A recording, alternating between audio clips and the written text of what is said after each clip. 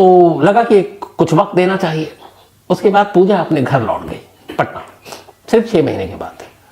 घर आने के बाद उसने सोचना शुरू किया, विनय ने भी सोचना शुरू किया। फिर इन दोनों ने आपसी सहमति से तय किया कि शायद हम एक दूसरे के साथ जिंदगी गुजार नहीं सकते। तलाक लेकर शराफत के माहौल से अलग हो जाते हैं। घर वालों के लिए भी ये शॉकिंग था, दोनों परिवार के लिए, क्योंकि अभी शादी को ज़्यादा वक्त बीता नहीं था। लेकिन अब पूजा भी और विनय भी, फर्क इतने थे सोच में। तो फिर 2013 में इन लोगों ने तलाक लेने का आखिरी फैसला कर लिया। अब पूजा अपने मायके चली गई, विनय यहाँ गाजियाबाद में रह रहा है। कानूनी चीज़ें चलती रही, एक दूसरे को वक्त दिया गया और आखिरकार 2018 में कानूनी तौर पर पूजा और विनय का तलाक हो गया। अब दोनों अलग हो गए। अब विनय पूजा के लिए एक्स हस्बैंड हो गया और पूजा विनय के लिए एक्स वाइफ हो गई। अब वो घर आ गई, क्योंकि उसकी उम्र ज़्यादा नहीं थी। घर वालों को फिक्र कि शादी के कुछ वक्त के बाद तलाक हो गया। हर माँ बाप के लिए चिंता का विषय होता है कि फिर क्या होगा, वो गुजर जाएंगे, उनकी बेटी का क्या होगा, पूरी ज़िंदगी पड़ी है। ये सब सोच कर फिर उन्होंने कहा कि चलो इसके लिए दूसरा लड़का ढूंढते हैं। पूजा भी एक आज्ञाकारी बेटी थी, उसने कहा जो भी माँ बाप करेंगे, लेकिन कहीं ना कहीं उसके मन में था कि शायद अब वो दूसरी शादी नहीं करेगी। इधर हुआ ये कि 2013 से 2018 के बीच में, जब तक कि अदालत का फैसला नहीं आया तलाक का, बीच बीच में विनय और पूजा कभी कभी फ़ोन पर एक दूसरे का हालचाल पूछ लिया करते थे। क्योंकि दोनों अलग बेशक हुए, डिवोर्स के लिए भी फाइल कर दिया, लेकिन दोनों में कभी उस लेवल पर लड़ाई नहीं हुई कि जिसमें गाली गलौज हो या फिर हाथापाई हो, जैसा मैंने आपको शुरू में कहा। चूंकि फ़र्क थी कई चीज़ों में, तो अक्सर एक दूसरे का हालचाल पूछ लेते थे, एक दोस्त की तरह। ये सिलसिला चलता रहा। 2018 में अब तलाक हो गया। तलाक के बाद अब पूजा के लिए रिश्ता ढूंढा जाने लगा। बट पूजा को कहीं ना कहीं ऐसा लग रहा था कि 6 महीने भी एक शादी या रिश्ते को मैं निभा नहीं पाई, मालूम नहीं आगे क्या होगा। एक लड़की डरती है एक अनजान घर, अनजान शख्स के साथ पूरी ज़िंदगी बिताना। यह हर लड़की का खौफ होता है और उनके लिए बड़ा मुश्किल भी होता है अपना पूरा परिवार छोड़कर एक नए घर पे जाना। तो पूजा डरी हुई थी, लेकिन लगातार अपने माँ बाप को टाल रही थी दूसरी शादी के लिए। उधर उसे ये पता नहीं था कि विनय के मन में क्या चल रहा है। लेकिन इधर विनय की भी कहानी ये थी कि दोनों बेशक अलग हो गए, तलाक ले लिया, लेकिन विनय ने भी दूसरी शादी नहीं की थी। और वो कभी कभार दोनों एक दूसरे से फ़ोन पर बात कर लेते, बस खैरियत पूछते, फ़ोन रख देते, और ऐसी ज़िंदगी चल रही थी।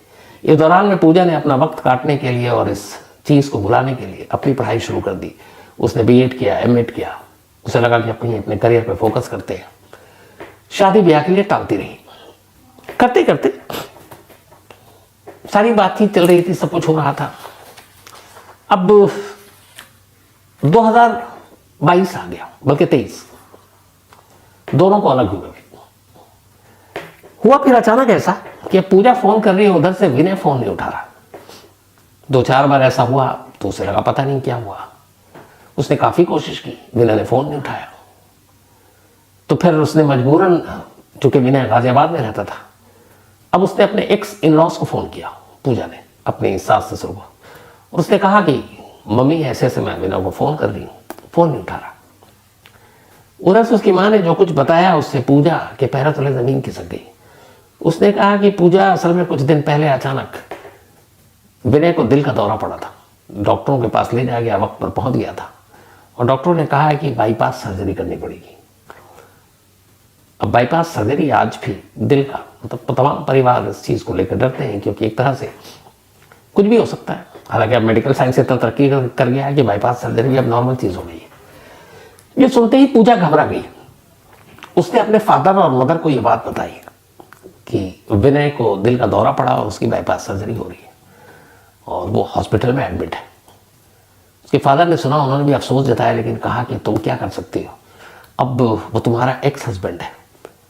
तो उसने कहा मैं जाना चाहती हूँ, देखना चाहती हूँ, इस वक्त उसकी मदद करना चाहती हूँ।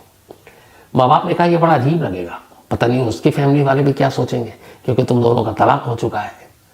हमें ये भी पता नहीं कि अब विनय की ज़िंदगी में कोई और आ गई है, किसी और से प्यार कर रहा है, किसी और से शादी कर सकता है या करना चाहता है। और ऐसे में तुम्हारा जाना ठीक नहीं है। अगर तुम जिद कर रही हो, तुम्हारे फिर भी चूंकि एक पति रहा है, तो एक काम करते हैं, हम लोग भी तुम्हारे साथ चलेंगे। लेकिन पूजा ने कहा नहीं, मैं अकेले जाना चाहती हूँ। माँ बाप ने बहुत समझाया, आखिर में उन्होंने कहा, पूजा पढ़ी लिखी समझदार लड़की थी, माँ बाप को भी उस पर भरोसा था, उन्होंने कहा ठीक है तुम जाओ। पूजा पहुंचती है हॉस्पिटल। वहां जाती है, अभी बाईपास सर्जरी शुरू नहीं हुई। पहली बार उसने दरवाजे के ऊपर जो शीशा लगा होता है उससे विनय को आईसीयू के बेड पर लेटा हुआ देखा। उसे अजीब सा लगा। इसके बाद विनय को भी उसके घर वालों ने बताया, क्योंकि पूरे घर वाले परेशान थे, पता नहीं क्या हो। विनय बड़ा खुश हुआ यह सुनकर कि पूजा उसे देखने आई है। अब इसके बाद पूजा उसी अस्पताल में रहती है, विनय से बात करती है। जितनी सेवा एक पत्नी को करनी चाहिए वो एक्स वाइफ होकर उसकी करती रहती है। इसके बाद ऑपरेशन की तारीख आती है, ऑपरेशन होता है, वो प्रार्थना करती है।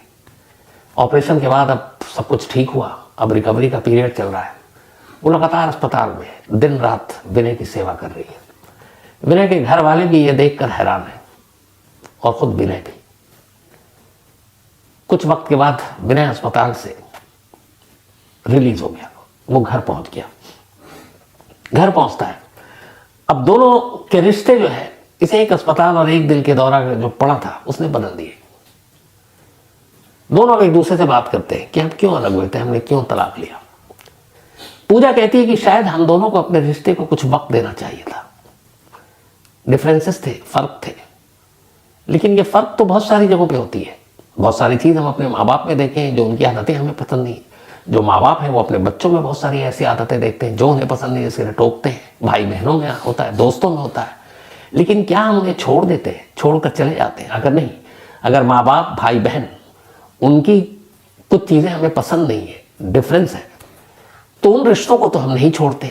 तो अगर एक पति पत्नी के बीच में कोई फर्क आ जाता है, कई चीज़ों से मेरी उसे अच्छी नहीं लगती, कई चीज़ें उसको मेरी अच्छी नहीं लगती, तो क्या इसका हल ये है कि हम अलग हो जाएं, तलाक ले लें? क्या हमें रिश्तों को टाइम देकर उस फर्क पे काम करने की ज़रूरत नहीं है? पूजा ने कहा कि शायद मुझे किसी ने समझाया नहीं ढंग से, और शायद मैं भी नहीं समझी। विनय ने कहा कि ठीक मेरे साथ यही हुआ, शायद किसी ने मुझे भी नहीं समझाया। हम दोनों को अपने रिश्तों को वक्त देना चाहिए था। दोनों अपनी अपनी बात मान रहे हैं, तो दोनों एक दूसरे को देखते हैं, कहते हैं चलो गलती तो हो गई, लेकिन अब क्या? दोनों एक साथ कहते हैं कि हम दोनों एक नई शुरुआत नहीं कर सकते उन तमाम फर्कों के साथ जो हमारे तुम्हारे बीच में। शायद पूजा भी यही सुनना चाहती थी और शायद विनय भी यही सुनना चाहता था। दोनों ने जैसे ही सुना, उन्होंने एक साथ फिर से अपनी जिंदगी शुरू करने का फैसला किया, और फिर दोनों ने एक बार और शादी की। आज विनय और पूजा दोनों खुशहाल हैं, दोनों खुश हैं, और दोनों अब एक दूसरे के साथ एक दोस्त की तरह रहते हैं। जो फर्क है वो दोनों एक दूसरे को टोकते हैं, लेकिन हंसी के अंदाज में, और दोनों अपनी अपनी कमियों को सुधारते हैं उसी हंसी के अंदाज में। इस पूरी कहानी में एक अहम मोड़ तब आया था जब 2018 में कोर्ट ने अपना फैसला सुनाना था डिवोर्स को लेकर। तब पूजा ने यह बात, इस राज को खोला कि जब वो कोर्ट पहुंची तो पता नहीं क्यों लग रहा था कि ये पल ठहर जाए, ये तलाक वाला मामला रुक जाए, जज छुट्टी पे चला जाए, साइन हो ही नहीं और ये तलाक ना हो। फिर उसने कहा कि ऐसा हुआ नहीं। फिर उसे लगा कि कम से कम मैं पहले साइन नहीं करूंगी, मुझे विनय का पता नहीं, लेकिन मैं पहले साइन नहीं करूंगी।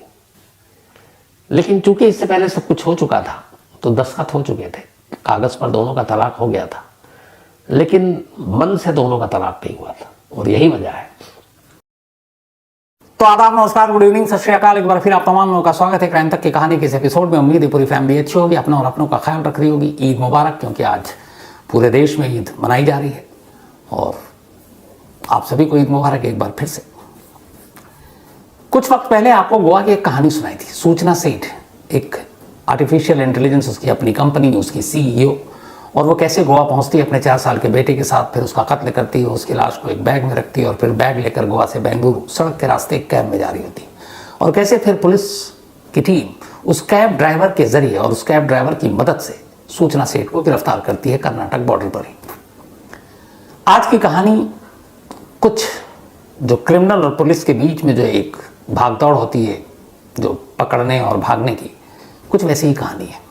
मैं कई बार इसी कहानी में कह चुका हूँ कि अगर पुलिस सचमुच अपने पूरी जिम्मेदारी और ईमानदारी से काम करे तो किसी का बचकर भागना आसान नहीं होता, और आज की कहानी ने इस बात को एक बार फिर से साबित कर दिया है। तो इसलिए इसके लिए दिल्ली पुलिस की का बाकायदा तारीफ की जानी चाहिए कि उन्होंने जो दिमाग लगाया, जिस तरीके से पीछा किया, और फिर कैसे कातिल को पकड़ा है। कहानी की शुरुआत होती है 3 अप्रैल को।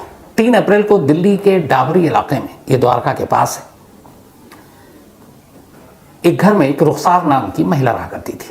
रुखसार के पेरेंट्स जो हैं वो मेरठ के रहने वाले हैं, उनका कपड़ों का कारोबार है। तो रुखसार के फादर रुखसार को फ़ोन कर रहे हैं, लेकिन रुखसार फ़ोन उठा नहीं रही है।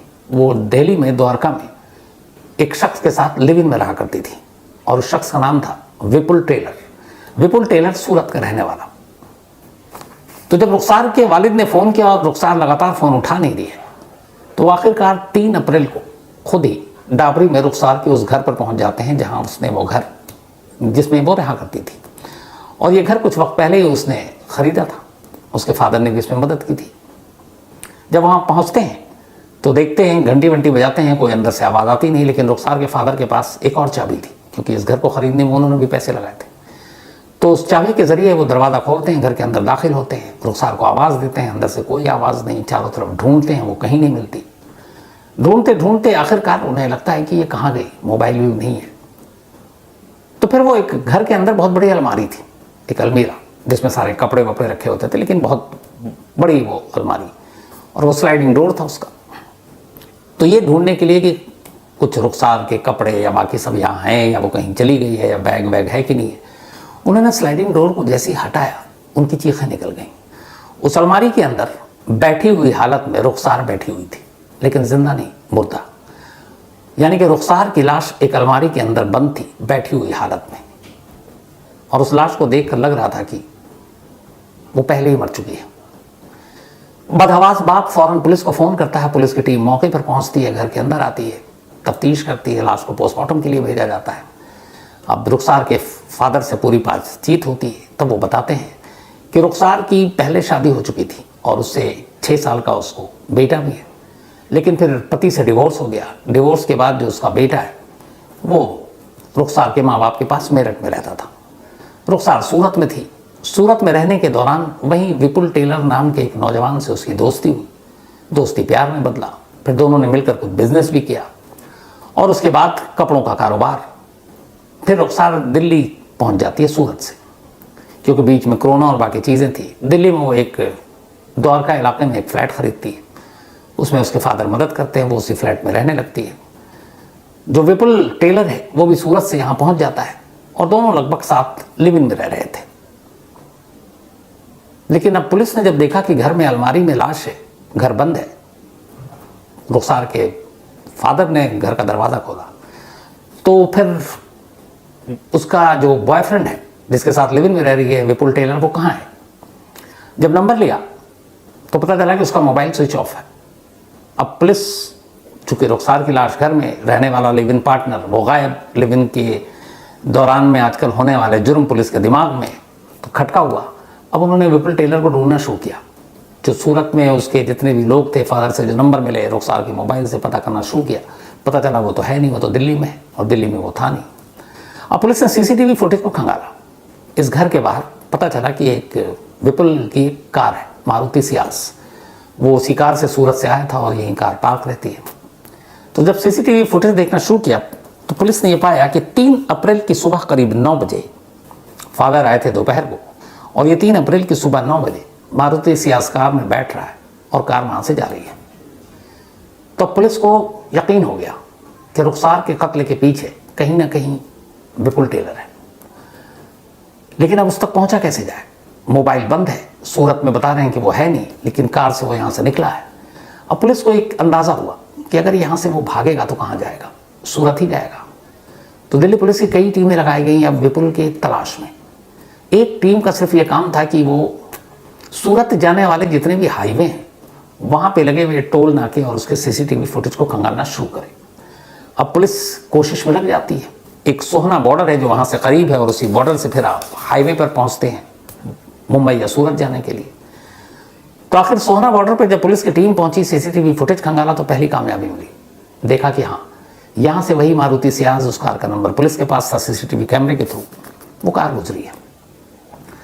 अब इसके आगे पुलिस ने अंदाज़ा लगाना शुरू किया टोल वालों से बात करके कि एक टोल से दूसरे टोल के बीच की दूरी कितनी है, एक गाड़ी अगर एवरेज स्पीड में चलती है तो कितनी देर में पहुंचती है। उसी हिसाब से अब बाकी टोल के सीसीटीवी फुटेज उसी टाइमिंग के हिसाब से चेक करना शुरू किया। अगले टोल पे फिर वो गाड़ी पास करते हुए दिखाई दी।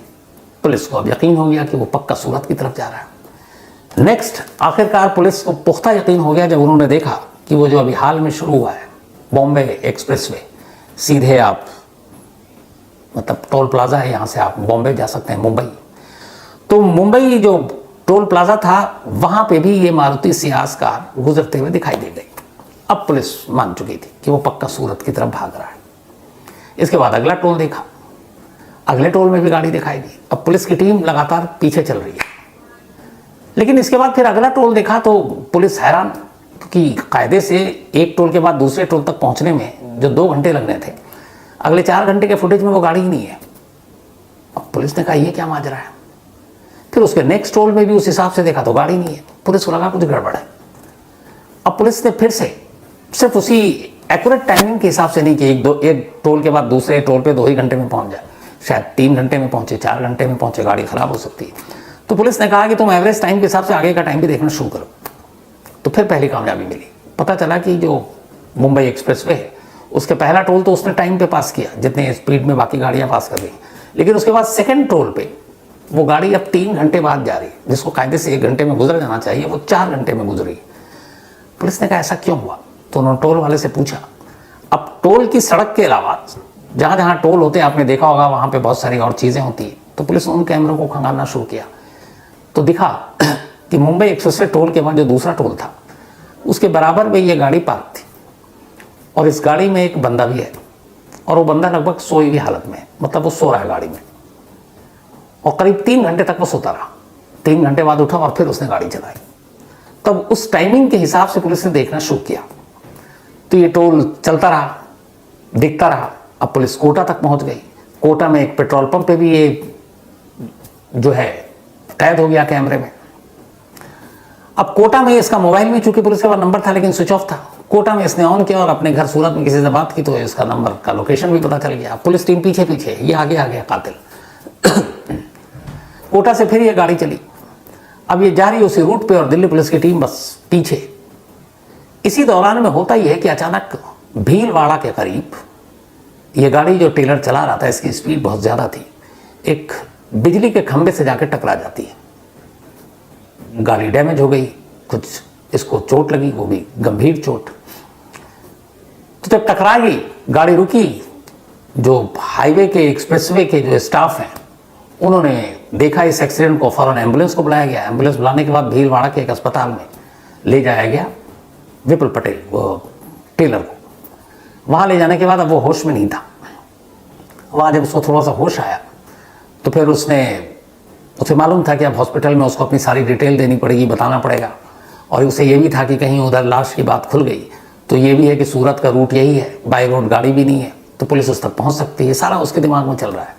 तो उसने हॉस्पिटल वाले से कहा कि मेरे पास इतने पैसे नहीं, आपका खर्चा बहुत ज़्यादा होगा, आप एक काम कीजिए, आप मुझे एक एम्बुलेंस करवा दीजिए, मैं सूरत जाऊँगा, सूरत में जाकर किसी हॉस्पिटल में एडमिट हो जाऊँगा। तो हॉस्पिटल वाले ने कहा ठीक है। तो उसने कहा कि अपना एक फ़ोन दे दीजिए जिससे हम बात कर सकें घर वालों को, ताकि पैसे वैसे का इंतज़ाम हो, एम्बुलेंस वालों को पैसे पहुँचते ही दे दूँगा। तो उसने उनके एक एम्बुलेंस के ड्राइवर से ही फिर से सूरत फ़ोन किया। अब उसके बाद हॉस्पिटल ने इस एम्बुलेंस को इसके हवाले कर दिया। वो एम्बुलेंस में बैठा और अब जा रहा है। चूँकि चोट लगी हुई है, थोड़ी थोड़ी नींद बेहोशी की भी हालत में है, कभी उठता कभी फिर बेहोशी की तरह हो जाता। अब इधर पुलिस हर टोल पर देख रही है गाड़ी कहाँ गुजरी, लेकिन भीलवाड़ा के बाद फिर गाड़ी गायब। अब 3-4 घंटे में गायब। और ये 3 अप्रैल से कहानी चल रही है चेज, पीछा करने की। पुलिस ने कहा आप कहाँ जा सकता है, आगे पीछे कोई दूसरा शॉर्टकट भी नहीं उस रास्ते से निकलने।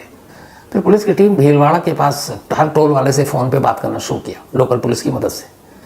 तो भीलवाड़ा टोल वालों ने बताया कि यहाँ पे एक एक्सीडेंट हुआ था और जो गाड़ी का नंबर दिल्ली पुलिस बता रही है उसने कहा कि ये नंबर तो वही है, मारुति सियाज कार है। तो पुलिस वालों ने कहा फिर वो कहाँ गया। तो उन्होंने कहा यहीं एक प्राइवेट हॉस्पिटल, उसको एम्बुलेंस से वहाँ भेज दिया गया। हाईवे पुलिस ने, पुलिस की टीम अब फ़ौरन हाईवे पे के जो पास में हॉस्पिटल था वहाँ पहुँचती है। वहाँ जाकर पूछती है कि एक पेशेंट आया, एक्सीडेंट हुआ। हुलिया बताती है।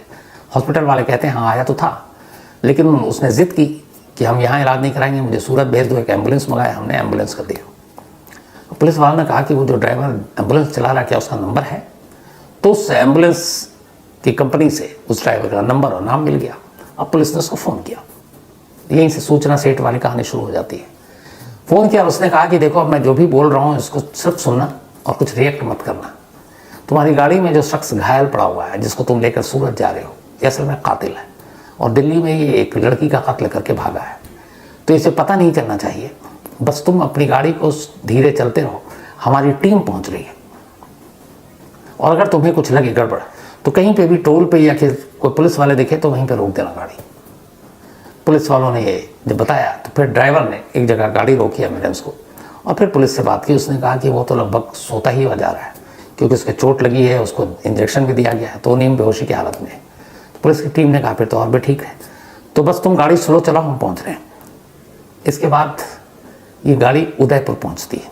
जब उदयपुर पहुँचती है तब तक दिल्ली पुलिस की टीम, अब जो ऑलरेडी 3 अप्रैल से ही चेस कर रही थी, 15 अप्रैल की सुबह उदयपुर पहुँच जाती है। ड्राइवर से लगातार कांटेक्ट में है, ड्राइवर को समझा दिया है कि कोई भी उसको शक न हो ऐसी बात मत करना।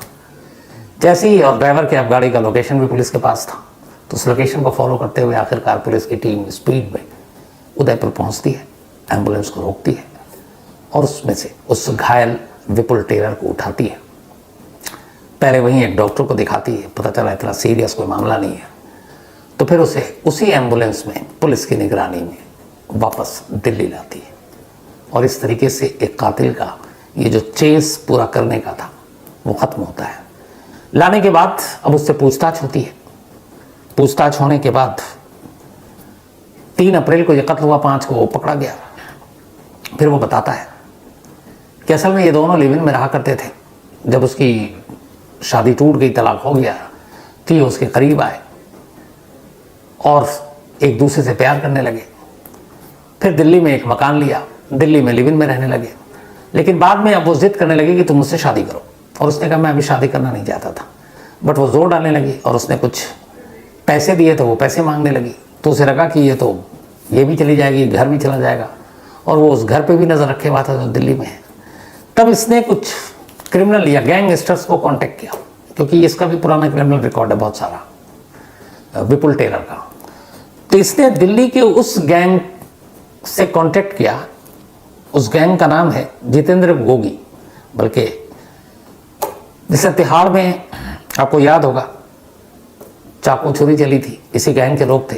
तो इसी गैंग के कुछ लोगों को उसने पकड़ा और कहा कि सुपारी देते हैं और इसको मार दो। फिर उस गैंग के लोगों ने चाकू खरीदा।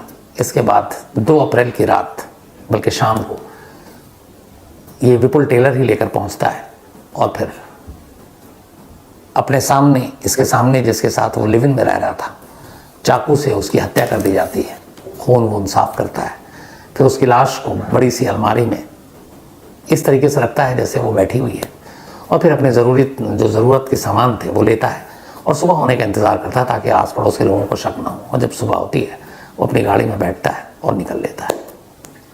लेकिन सिर्फ उसकी एक गाड़ी के नंबर और उस नंबर के थ्रू ये कि अगर सूरत के रूट पर निकलता है, ये बॉम्बे एक्सप्रेस से पकड़ता है, ये सोहना बॉर्डर क्रॉस करता है, तो इसका मतलब सूरत जा रहा है।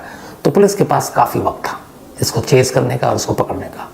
और उस गाड़ी के नंबर और टोल पे लगे तमाम सीसीटीवी कैमरा के थ्रू आखिरकार उस एम्बुलेंस ड्राइवर की मदद से पुलिस इस कातिल तक पहुंच जाती है और 48 घंटे के अंदर उसे पकड़कर दिल्ली ले आती है। तो ये थी आज की कहानी। अब आपसे मुलाकात होगी कल रात 9 बजे किसी नई कहानी के साथ। तब तक अपना और अपनों का ख्याल रखिएगा। Thank you very much.